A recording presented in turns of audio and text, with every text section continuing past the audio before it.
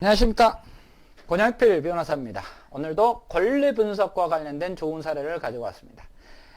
법정 지상권이 성립되지 않은 건물이라고 한다면 관습법상 법정 지상권 역시 성립할 수 없다. 성립을 인정할 수 없다라는 것이 이 사건의 핵심입니다. 즉 법정 지상권과 관습법상 법정 지상권은 요건이 별개임에도 불구하고 이 뉘앙스는 법정 지상권 자체가 성립되지 않은데 관습법상 법정 지상권은 인정될 수가 없다는 것입니다. 즉 법정 지상권 인정되기 위해서는 저당권 설정 당시 건물이 존재해야 되는데 이 사건 건물은 저당권 설정 당시 건물이 존재하지 않았습니다. 그럼에도 불구하고 경매 처분할 당시 토지와 건물의 그 소유자가 일치했고 결국 소유권이 바뀐 것입니다. 그러니까 토지와 건물의 소유자가 불일치된 겁니다.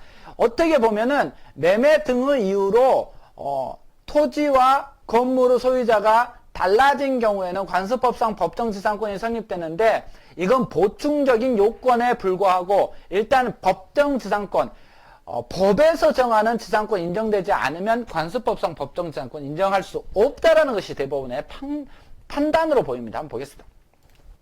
건물 없는 토지에 대하여 저당권이 설정된 후 저당권 설정자가 그 위에 건물을 건축하였다가 담보권의 실행을 위한 경매 절차에서 경매로 인하여 그 토지와 지상 건물이 소유자를 달리하였을 경우 법정지상권이 인정되지 아니할 뿐 아니라 관습법상의 법정지상권도 관습상의 법정지상권도 인정되지 아니하는 것이다.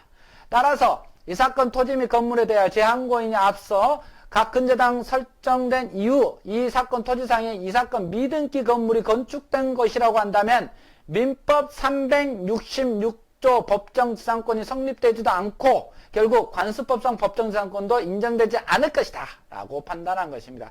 이거 특히 주의하시기 바랍니다. 모르는 사람은 관습법상 법정지상권 인정이 되는데 소유권이 변동될 당시 매매 등으로 인하여 처분됐을 때 토지와 건물의 소유자가 불일치하게 그러면 관습법상이다.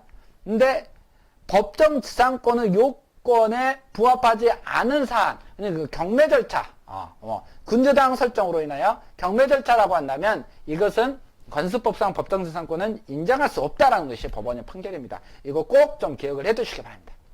오늘도 수고하셨습니다. 고맙습니다.